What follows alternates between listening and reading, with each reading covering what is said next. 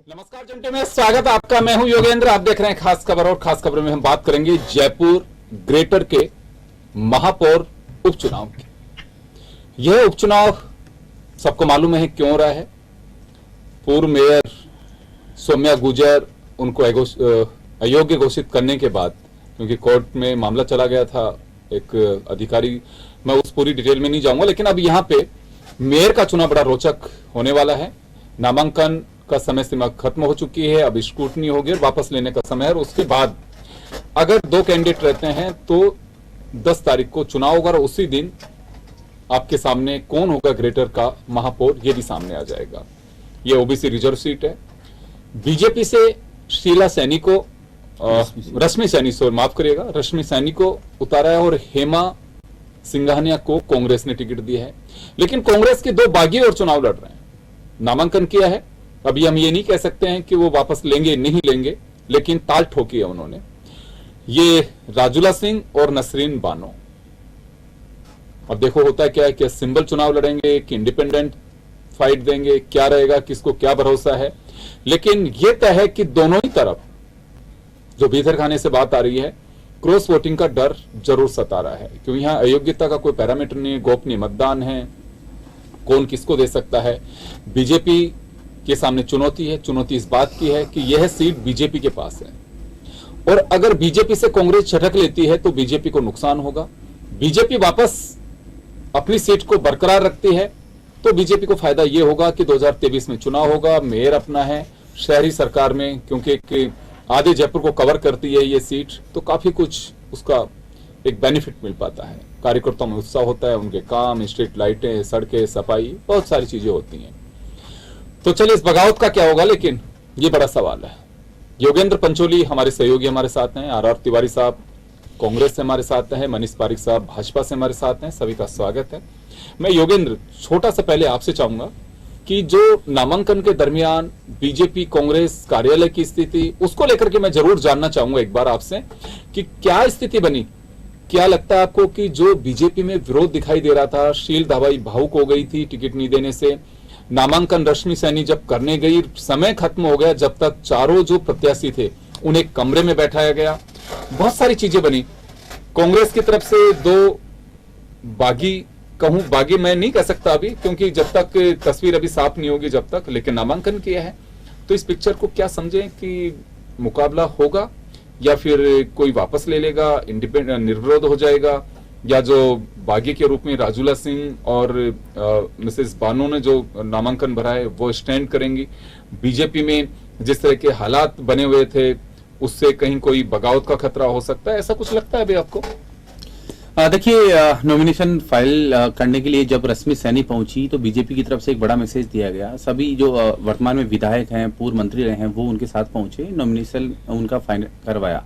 लेकिन उस दौरान एक दूसरी बात ये भी आ रही है कि कल जो एक मैसेज दिया गया था कि बाड़ेबंदी जो की गई थी उसमें 85 जो बीजेपी के पार्षद हैं उनमें से लगभग 62 पार्षद गए हैं, लेकिन मैसेज अलग था। वहां पर 55 पार्षद ही पहुंचे थे, कुछ किसी ने अलग अलग बहाने बनाए। उसके बाद जब उन्हें तीन जो महिला कैंडिडेट थी, इसके अलावा जो वर्तमान में कार्यवाहक मेयर हैं शीला भाई, उनको भी लेके आए। और यहाँ पर क्योंकि पूरी अंदरूनी रूप से विधायकों ने अपने अपने कैंडिडेट्स पर फाइनल किया था, लेकिन यहाँ पर संगठन की चली और संगठन ने सबसे जो सोबर महिला हैं, क्योंकि उनका कोई विवाद उसमें रहा नहीं, तो यहाँ रश्मि पर उन्होंने दाव जरूर खेल दिया। लेकिन जब बीजेपी में ये फाइनल होना था कि 3 बजे नॉमिनेशन होना है, उससे पहले अंदर खाने बगावत की चीजें भी सामने आई और खुलकर यहाँ शीला भाई तो खुलकर सामने भी आ चुकी थी। लेकिन यहाँ पर बड़ा मंथन करने के बाद, क्योंकि शुरुआत में यहाँ सुप्रीत बंसल का नाम चल रहा था, फिर अचानक कविता कटियार का नाम भी बीच में आया, कई उथल पुथल के बाद ये अंतिम नाम आया। वहीं कांग्रेस में केवल अंतिम जो लोगों के नाम लिए गए थे उसमें ममता यादव और केवल हेमा सिंघानिया का नाम चला था, और कुछ देर पहले ही यानी 11:30 बजे के आसपास ही फाइनल कर दिया गया था। तो आपस में कहीं ना कहीं डर तो है, और ये डर अभी तक बरकरार भी रहने वाला है। हालांकि जिस तरह से आपका सवाल भी था, क्योंकि कल स्क्रूटनी होनी है, 7 तारीख को नाम वापसी का है, और ये माना जा रहा है, जिसे अंदर खाने से बातें भी आ रही है कि यहाँ पर केवल जो प्रत्याशी रहने वाली है कांग्रेस की वो हेमा सिंघानिया ही रहेगी, और राजुला सिंह और नसरीन बानो है वो विड्रॉल कर लेगी। हालांकि उनके फार्म में भी कुछ दिक्कत बताई जा रही है, हालांकि अलग मैटर है। खैर चलिए वो स्क्रूटनी के बाद तस्वीर साफ होगी। तिवारी साहब, क्या लगता है आपको बीजेपी के में कहीं आपको फूट दिखाई देती है? क्योंकि अगर संख्या बल के आधार पर अगर हम बात करें तो 85 आज बीजेपी के पास में पार्षद हैं, 53 आपके पास में और 8 इंडिपेंडेंट हैं। अगर ये भी लेते हैं 8 अगर आपके खाते में भी जाते हैं तो 61 होते हैं। तो आधार क्या है कि कांग्रेस फाइट करेगी? योगेंद्र भाई, विष्णु लाटा प्रकरण आपने देखा होगा, यही राजस्थान की राजधानी की धरती पर सब कुछ हुआ है। चाल चरित्र, चेहरा और कड़ा अनुशासन, पार्टी विद डिफरेंस, ये सारे जो तमगे इस पार्टी के नाम पे लगते हैं, लगता है आज भी इनके सामने डरी हुई सहमी हुई पार्टी है। अरे जब आपके पास में बहुमत है, 85 पार्षद आपके हैं, फिर आपको चोमू में ले जाकर के उनको बंद करने की क्या जरूरत पड़ती है? और फिर आपने एक नया प्रकरण देखा, इनके यहाँ 4 उम्मीदवारों को फाइनल किया, भी इन चारों में से किसी को हम हमारा मेयर का उम्मीदवार बनाएंगे। चारों को भारतीय जनता पार्टी के मुख्यालय पर लाया जाता है, चारों को बंद कर दिया जाता है, और जिसके नाम पर, रश्मि सैनी के नाम पर जब आप सहमति प्रदान करते हैं तो केवल उन्हीं को बाहर आकर के फार्म भरने की छूट दी जाती है और तीनों को बंद कर दिया जाता है जब तक रश्मि सैनी फार्म नहीं भरती है। और उसका नतीजा देखा आपने, एक सभ्य महिला शील धाबाई जो 2 बार कार्रवाई महापौर रही, भारतीय जनता पार्टी की थी, कांग्रेस की तो थी नहीं, उन्होंने अपने आंसुओं को रोक नहीं पाई और कहती हुई बाहर निकली तो मेरे साथ में अन्याय हुआ। उनकी बेटी ने तो भारतीय जनता पार्टी आंसुओं में छिपी हुई है क्या? संभावना तो, राजनीति तो संभावना का खेल है। आने वाला 10 तारीख का दिन फिर चमत्कार दिखाएगा।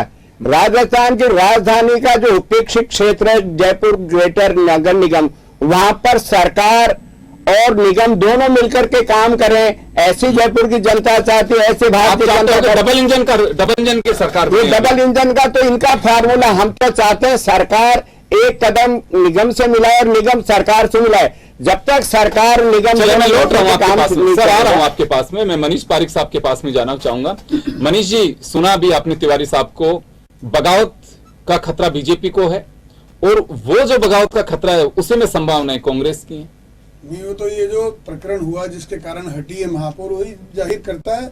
RS IAS अधिकारियों से चुने हुए प्रतिनिधियों को हटवाना, उनमें मुकदमे दर्ज कराना, फिर उनको हटा देना, अपना बोर्ड बनाने की चालें करना, मंत्रियों की ड्यूटियां लगाना, वो आपस में संघर्ष करना, ये सब देख रहे हैं कितनी बेदर्दी से कितने चुने हुए लोगों को हटा दिया है राजस्थान में, कितने लोगों की जांच चल रही है स्वायत्त शासन विभाग में, और सब में कांग्रेस के कार्यकर्ताओं ने उन पे आरोप लिख के चिट्ठी दी और उनको सौम्या गुजर प्रकरण में तो मनीष भाई एक बात और इसलिए एक बार इनको अपनी बात पूरी करिए ना, तो बड़े शालीनता से सुना आपको इन्होंने। कांग्रेस पार्टी का सत्ता का लालच दिख रहा है, लेकिन आप जैसा जानते हैं 85 और 52 का है, तो इसमें 24 आदमी का फर्क है, इसमें कोई संभावना नहीं है, तो ये आंसुओं में संभावना ढूंढ रहे हैं। ये स्वाभाविक है कि किसी को चुना जाता है, किसी को नहीं चुना जाता है, जिसको बुरा लगता है, कुछ दुख होता है, लेकिन एक पार्टी का डिसीजन है। उन्होंने कितनी सभ्यता से अच्छी बात कही कि पार्टी के डिसीजन में मुझे कुछ नहीं कहना है। उनसे पूछा आपके आंखों में आंसू है, उन्होंने कहा चश्मा नहीं लगाने से हो गया है। तो मैं समझता हूँ कि इतनी शालीनता से भोलेपन से कह रहे मनीष भाई,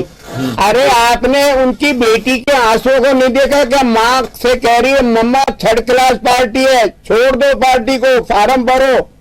और शील धाबाई से कहा जा रहा है, शील धाबाई से जब पूछा गया कि मैडम आप अंदर आकर के अपनी बात करें, उनका नहीं मेरे को अंदर नहीं जाना, मेरे को फिर बंद कर देंगे। तो भारतीय जनता पार्टी का जो कृत्य है पूरे राज्य में देखा, शील धाबाई जैसी इनकी वरिष्ठ नेता डर रही है कि मेरे को बाद में मेरे को बंद कर दिया जाएगा। ऐसा राजनीति का लोकतंत्र है। भारतीय जनता पार्टी की डिफरेंस और हमारे आंतरिक लोकतंत्र है। मैं एक सवाल मनीष जी से ले लो, तो मनीष जी से एक सवाल है। मनीष जी, मैं एक बात जरूर जानना चाहूंगा, बाड़ेबंदी, खैर चलो पार्टी का अपना एक इंटरनल मामला है कि आप कैसे पार्षदों को सिक्योर रखना चाहते हैं, कई तरह की संभावनाएं होती हैं। ये बिल्कुल एक्सटर्नल है, सब कुछ बाहर है, गण परिषद के हाल देख रहे हैं। जरूरत के बड़ी तिवारी जी, आप जो सवाल पार्षद हो जाएंगे, उनके छोटे वार्ड बनाएंगे, इनके बड़े वार्ड बनाएंगे, कोई जवाब नहीं है इनके पास। ये टोटल बेईमान पार्टी है और इन्होंने उस तरह से नियमों को ताक पे रखा। 2 बोर्ड बनाए, आपने देखा, आपने इनसे पूछ लो, इनका जो वार्ड है जहां पे मुस्लिम आबादी ज्यादा है वहां 7,000 का 6,000 का वार्ड है, या हिंदू आबादी ज्यादा है 11,000 का वार्ड है। अब ज्ञान दे रहे हैं यहाँ बैठकर, ये तमाशा जनता ने देखा है। इनका सारा नकाब सामने आया। सत्ता के भूखे लालची लोग किस तरह से लालच में डूबे हुए हैं और अब इनको हटा रहे चुने नुमाइंदों को। अरे मारपीट करती आपकी चुनी हुई सौम्या गुजर एक भारतीय प्रशासनिक सेवा के अधिकारी निचले अधिकारी के साथ मारपीट करती है। यहाँ पर छोटे छोटे निचले अदालत में, हाई कोर्ट में, सुप्रीम कोर्ट में वो गई थी, उनको राहत नहीं मिली। ये न्यायपालिका का न्याय है। भारतीय जनता पार्टी के सांसद आपने योगेंद्र भाई कभी आपने देखा होगा कि तोड़ के 500 सीपी जोशी मजदूर को मारते ये मारपीट करने वाली पार्टी के नेता है, आतंक फैलाने वाले पार्टी के नेता कौन सी आंतरिक लोकतंत्र की बात करते हैं। विधायकों ने इस्तीफे दे दिए हैं और उस पर चले भूंगड़े खा रहे हैं। तो विधानसभा का शत्रु बुलाओ, मंत्रियों को आप सदन को बुलाओ, सदन का हल करने की मांग करो मनीष भाई, लगे हुए हैं सदन में बहुमत सिद्ध करने की बात करो मनीष भाई। बहुमत तो आज भी हमारे साथ में, आप गवर्नर के पास गए थे, वसुंधरा राजे जी को लेकर के नहीं गए। आप सुनते ही नहीं किसी की। सुनो आपके विधायक पार्टी छोड़ के जा रहे हैं सर। मेरा आपने देखा नहीं है? मनीष जी एक सवाल है मेरा। अरे विष्णु लाटा तो जयपुर के पैदाइश से आप ही के पार्टी के तिवारी जी हमारे साथ हुआ कहा वो क्या कर रहे हैं? क्या कर रहे हैं? हमारे जयपुर के नेता है, अब हो गए, देख लिया आपने। चुनाव लड़ेंगे, अगर मौका मिला तो पार्टी में आगे बढ़ा सकते हैं। आपने आदमियों को बर्बाद करना सीखा है, आबाद किसी को नहीं किया जी। चलो आपने तो पूरे देश को बर्बाद कर दिया। आपका जो सवाल है वही सवाल मैं ले रहा हूं इनसे। मैं ये जानना चाह रहा हूं मनीष जी कि बाड़ेबंदी की आवश्यकता क्यों पड़ रही है? आपको कहीं डर है कि आप खुद ही कह रहे हैं इनके हाँ। विधायक लगे पड़े हैं, मंत्रियों ने अटैचियां लेके बैठे हैं, खुद ही घूम रहे हैं, तो दावे कर रहे हैं हमारा वोट अटैचियों को- बनेगा। अटैचियों को खुद ही कराओ, कह रहे हैं, कैप्चर पहले करवाइए। इनका कॉकस है, इन्होंने योजना बनाई है, पहले चुने हुए नुमाइंदा को हटाओ, उसके बाद में चुनाव कराओ। अरे तो अपने आप पूरा को देश जानता है, कर्नाटक के आपके विधायकों को आपने बाड़ेबंदी में किया, महाराष्ट्र के विधायकों को आपने बाड़ेबंदी में आपने बिहार दे दिया, झारखंड दे दिया, गोवा दे दिया। आपको पता है 5 चुनाव नुमाइंदे चुने हुए पार्षदों को, चुने हुए विधायकों को, चुने हुए सांसदों को, अरे आप तो खरीद की सेवा की जाती है। ऐसे की ताकत पर, जनबल की ताकत पर देश के लोकतंत्र को बर्बाद कर रहे हो आप लोग। आप सांसद और विधायकों को खरीद रहे हो, सरकारें, चुनी हुई सरकारों को गिरा रहे हो, पूरा देश जानता है। आप अगर हम मेयर के चुनाव पे लौटे कहा अपन देश की राजनीति नहीं तैयार करा रहे करें। हो। छोटी सी जगह, अपन छोटी सी जगह की बात करें क्योंकि मुद्दे की बात आ नहीं पा रही है। मैं ग्रेटर निगम के बाई इलेक्शन की बात कर रहा हूं, मैं उस पर लौटना चाहूंगा। चले मैं तिवारी जी आपके पास आना चाहता हूं। बीजेपी का आरोप यह है कि बाड़ेबंदी की जरूरत सिर्फ हमें इस वजह से पड़ी कि कांग्रेस की सरकार है। पहले भी इस तरह की स्थितियां बन चुकी हैं। 2019 के अंदर जब विष्णु लाटा मेयर बने थे तब भी स्थितियां ऐसी थी। तो अब हम किसी भी कीमत पर रिस्क नहीं लेना चाहते हैं क्योंकि संख्या बल हमारे पास में और हमारे लोग हैं, उनको हम एक साथ रखे हुए हैं। रखो ना, कौन मना कर रहा है? अंतरात में जावा तो 10 तारीख को पता लगेगा ना, जिस दिन 10 बजे से 2 बजे तक मतदान होगा। आत्मा से आत्मा की बात हो रही है क्या?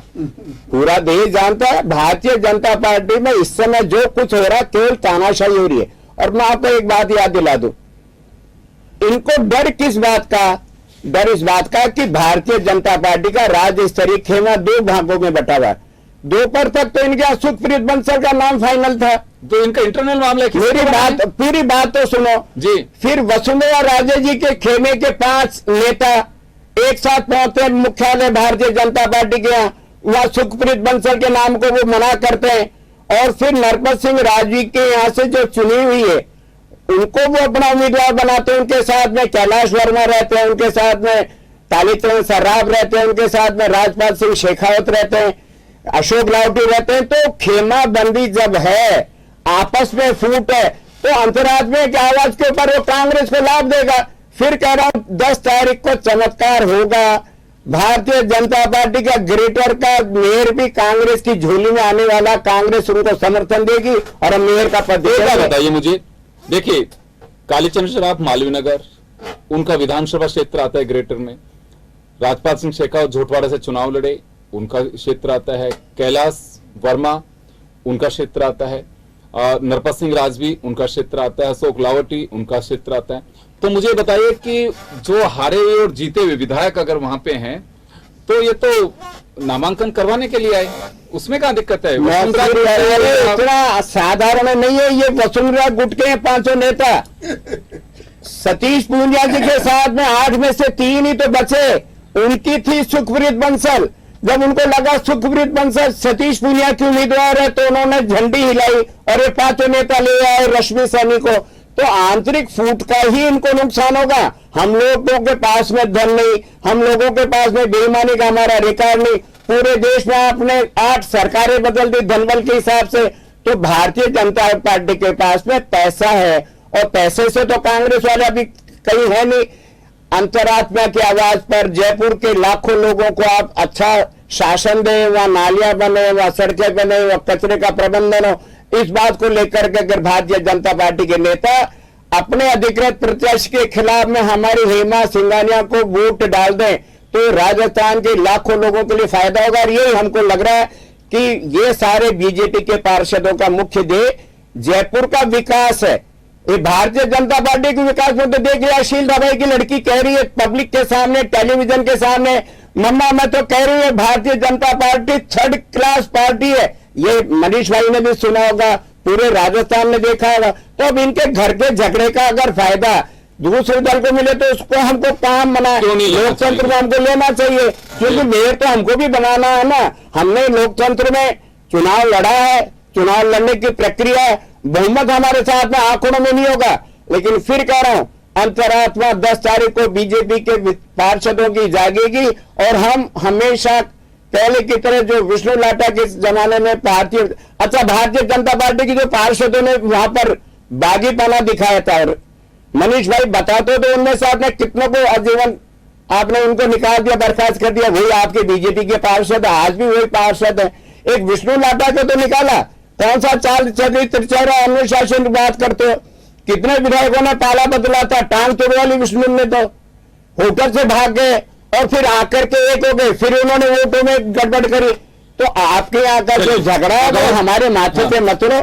जनता जाने, जनता के विकास में भारतीय जनता पार्टी के पार्षद सरकार का कदम निगम के साथ और निगम का कदम सरकार के साथ चले, 2 कदम साथ चलेंगे तो राजधानी का विकास होगा, ऐसा मेरा मानना है। जी चलिए मनीष जी, हम मुद्दे की बात पे लौटे। मनीष पारिक अपनी बात कहेंगे। तिवारी जी थोड़ा सा आप धैर्य रखना, अगर आपको कुछ कहना हो तो मैं आपके पास में जरूर लौटूंगा। मनीष जी बात यहाँ पे ये है कि अभी भी बात यह आती है निकल करके कि बीजेपी में बगावत का खतरा है। बड़ी वजह यह है जिससे बाड़ीबंदी की गई है। बेशक कांग्रेस पे आरोप लगाया जाता हो, लेकिन अभी तिवारी जी ने कहा कि फूट का फायदा कौन नहीं उठाना चाहिए, डेमोक्रेटिक सिस्टम है। हम बिल्कुल इंतजार कर रहे हैं, अगर हमें को वोट देगा हमारे कैंडिडेट को तो हम स्वागत करेंगे। नहीं, ये तो योगेंद्र जी आप जानते हैं एक व्यक्ति सेलेक्ट होना है और फिर कमेटी के चेयरमैन, उन्होंने जैसे पहले बताया 25 लोगों को कमेटी चेयरमैन बनना है। अब उन 25 को छोड़ दो, बाकियों को तुमको चेयरमैन बनाएंगे, इधर आ जाओ। तो ये तो क्या है कि राजनीति में चरित्र जानते ही नहीं है। ये जो आप जिनको नहीं बनाओगे हम उनको बना देंगे तो आपके साथ आ जाएंगे, ये सोचते हैं। और मैं निवेदन करना चाहता हूं, जब वहां पर कमल के फूल पे मोहर लगनी है, हर पार्षद को पता है ये मेरी पार्टी है, इसके चुनाव में जीता हूं, इस पे तो कमल के फूल पे मोहर लगाएगा। It doesn't mean for anything who is the candidate. और इसी कारण से ये चीज नहीं समझते, ये इस कल्चर को उनको नहीं पता है। पूरा देश जानता है, पूरा देश जानता है, आपको भी सुन रहा है, मेरे को भी सुन रहा है।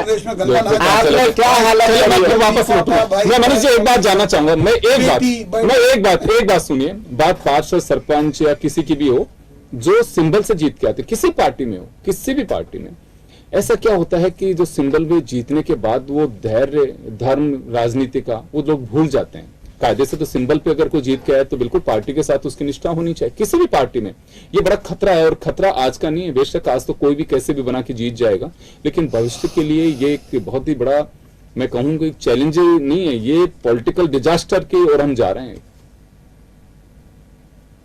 क्या लगता है आपको, क्या वास्तव में निष्ठा नहीं होनी चाहिए, पार्षद हो चाहे विधायक हो, कोई भी हो? ऐसा खतरा क्यों होता है? राज्यसभा के चुनाव हो तो बाड़ेबंदी, मेयर का चुनाव हो तो बाड़ेबंदी, जिला परिषद का चुनाव हो तो बाड़ेबंदी। तो ऐसे लोगों को टिकट क्यों दिया जाता है? पारिक साहब। नहीं, मैंने आपको कहा कि ये तो स्वाभाविक व्यक्तिगत महत्वाकांक्षाएं हैं जो दलीय इच्छा शक्ति के ऊपर चली जाती है, तो इसी हालात पैदा होते हैं। लेकिन भाजपा में ऐसा नहीं है। और दूसरी बात जो डिसिप्लिन की बात है, वो भी क्या है, that ought to be dignified. और वो इसीलिए है कि जब आपने तय करा है, इसको उम्मीदवार बनाया है, उसके समर्थन में वोट देना है। लेकिन सब लोग ये ऐसा कर दे तो नियम की जरूरत ही नहीं पड़ेगी, इसलिए नियम बनाए जाते हैं ताकि सब यूनिफाई उसको फॉलो करे। और आप समझ सकते हैं कि किसी व्यक्तिगत इच्छा के आगे पूरे संगठन की बहुमत की इच्छा को दरकिनार ना हो जाए, इसलिए सिस्टम बनाया जाता है। क्योंकि किसी को कुछ अच्छा लग सकता है, किसी को कुछ नहीं। और ए आप कह सकते हैं, मैंने जैसे कहा, ए नहीं है मैं ए के साथ हूँ, बी नहीं है मैं बी के साथ हूँ, विपक्षी पार्टी का यही काम है। लेकिन जिस कदर इन्होंने नैतिकता का दामन छोड़ा है, किस कदर इन्होंने केन प्रकार साम दाम दंड भेद के साथ महापौर के पद हथियाने की जुगत लगाई है, उसको तो इनके मंसूबे बता ही रहे हैं। और इसी कारण से जी चलिए, समय कम है, मैं आपसे भी तिवारी साहब जानना चाहूंगा। देखिए, कुछ चीजें ऐसी होती हैं पार्टी लाइन से अलग हटके, सिंबल पे कोई भी कैंडिडेट अगर सिंबल पे चुनाव लड़ता है तो कायदे से उसकी निष्ठा उस सिंबल और पार्टी के प्रति होनी चाहिए। लेकिन बात केवल राजस्थान की नहीं है, पूरे देश में कहीं पे भी जिला प्रमुख का चुनाव होगा तो बाड़ेबंदी, मुख्यमंत्री का चुनाव होगा तो बाड़ेबंदी, कोई भी इलेक्शन ले लीजिए, प्रधान के होंगे तो बाड़ेबंदी। तो ऐसा क्यों? जो सिंबल से जीत के आए हैं तो उनको भरोसा होना चाहिए। योगेंद्र भाई, जब से 2014 में अवतारी पुरुष नरेंद्र मोदी हमारे देश के प्रधानमंत्री बने हैं, तब से ये बीमारी वायरल हो गई ज्यादा। जैसे महामारी आई थी कोविड की, वैसे पूरा देश जानता मोदी है तो मुमकिन है। दल बदल विधेयक कितने लागू कर दो, ये तोड़ हो गया कि आप इतने विधायकों को, इतने सांसदों को तोड़ लो ताकि आपको उस विधेयक का, उस कानून के अंतर्गत आओ नहीं। ये पैसे की चलन जो चली है, ये नरेंद्र मोदी जी नीत भारतीय जनता पार्टी में, उसके पहले अटल बिहारी वाजपेयी भी हमारे देश के 3 बार प्रधानमंत्री बने। ऐसी बेईमानी की सरकारें नहीं चली। हमने चुनी हुई सरकारों में गिराते हुए देखा पैसे की ताकत पर। केसीआर जो भी तेलंगाना के मुख्यमंत्री, इन्होंने तो सबूत पेश किए कि मेरे 4 विधायकों को 100 करोड़ रुपए लेकर के आए नगद, और वो पकड़े गए लोग बाग। उनका सीधा सीधा आरोप है कि भारतीय जनता पार्टी का केंद्र नेतृत्व तो मेरे विधायकों को खरीद रहा है। टीएमसी के विधायकों को खरीद लो, बीएसपी के विधायकों को खरीद लो, सभा के, कांग्रेस के, सारे तोड़ फोड़ करने की में जो महारत नरेंद्र मोदी जी के भरोसा सारा भरोसा इन्होंने तोड़ा। जब से नरेंद्र मोदी अवतार में है, तब से राजनीति की मंशा बदल गई। ये पैसे देकर के लोगों को खरीदते हैं। चलिए, भरोसा टूटा। मैं योगेंद्र आपके पास आना चाहूंगा, एक आखिरी सवाल आपका है। मैं एक बात जानना चाहूंगा, तो हमें इंतजार करना होगा 10 तारीख तक। ये बगावत का खतरा तो है, इसमें कहीं कोई डाउट नहीं है, क्योंकि जिस तरह से स्थितियां बनती हैं, अच्छी बात है। अपन तो चाहेंगे कि जिस राजनीतिक दल से, जो जिस सिंबल से जीत के आता है, वो उसकी निष्ठा उस पार्टी के प्रति होनी चाहिए। लेकिन ये डेमोक्रेटिक सिस्टम है, इसमें कोई लगाम भी नहीं है। तो ऐसे में अभी जो संभावनाएं कांग्रेस को दिखाई दे रही हैं, तिवारी साहब कह रहे हैं कि इनकी फूट का फायदा हमें मिलेगा। तो फूट है क्या वास्तव में, या फिर मैनेज कर लेंगे? क्योंकि गुलाब चंद कटारिया को इसका प्रभारी बनाया गया है, बड़े, या केवल टिकट तय करने तक के प्रभारी थे वो? देखिए, क्योंकि गुलाबचंद कटारिया वरिष्ठ नेता हैं, हालांकि उनका जयपुर, क्योंकि ये जो चुनाव है केवल जयपुर का है, वो भी ग्रेटर नगर निगम का, और यहाँ पर जो विधायकों का संपर्क है, और उसमें अगर देखा जाए तो गुलाबचंद कटारिया का इतना ही है माना जा रहा है। लेकिन इसमें यही माना जा रहा था कि अलग से राजेंद्र राठौड़ यहाँ सुखप्रीत बंसल को चाह रहे थे, नरभर सिंह राजवी रश्मि सैनी को चाह रहे थे, क्योंकि उनका विधानसभा क्षेत्र से वो आती हैं, तो उससे उनका कद भी बढ़ता है। लेकिन यहाँ जो समीकरण सामने आए, यहाँ पर फिलहाल जो डिफरेंस है 53 जहाँ कांग्रेस के पार्षद हैं, 8 निर्दलीय पार्षद हैं, 85 बीजेपी के पार्षद हैं, और आंकड़ा अगर 146 में से 146 में से देखा जाए तो 74 यहाँ वोट चाहिए, और यहाँ पर केवल 13 अंकों का जो एक उलटफेर होना है वो 13 अंकों का, क्योंकि 2019 में जब विष्णु लाटा मेयर बने थे तो 18 जो बीजेपी के पार्षद थे उन्होंने क्रॉस वोट की थी। यहाँ तो 13 से 14 वोटों की जरूरत है। और यहाँ पर दूसरी तरफ ये भी है कि 2 दिन पहले ही जो प्रताप सिंह खाचरियावास है, उनका बयान भी आया था कि नगर निगम यानी निकायों में जो अगर एक पार्टी का जो पार्षद दूसरी पार्टी को वोट करता है तो इसमें दल बल की का नियम भी नहीं लगता। उन्होंने एक मैसेज 2 दिन पहले ही दे दिया। जैसे राज्यसभा इलेक्शन के अंदर कोई विधायक अपनी पार्टी की विप को भी तोड़ के देता है तो उसके खिलाफ कोई कार्रवाई होती नहीं है। चलिए, मैं माफी चाहूंगा, मैं समय का ध्यान रखते मैं रोकना चाहूंगा तमाम अतिथियों को, और ये मुकाबला रोचक होगा, लेकिन इंतजार करना होगा 7 तारीख तक के लिए। क्या वास्तव में जो बागी हैं वो रुक पाएंगे, या कांग्रेस स्थिति को भाप करके अगर मुकाबला होगा तो खतरा होगा।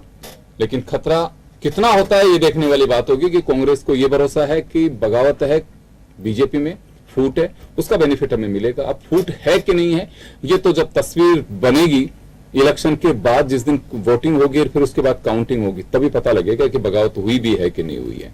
चलिए, बहुत बहुत शुक्रिया तमाम अतिथियों का और दर्शकों का। खास खबर में इतना ही, दीजिए इजाजत, नमस्कार।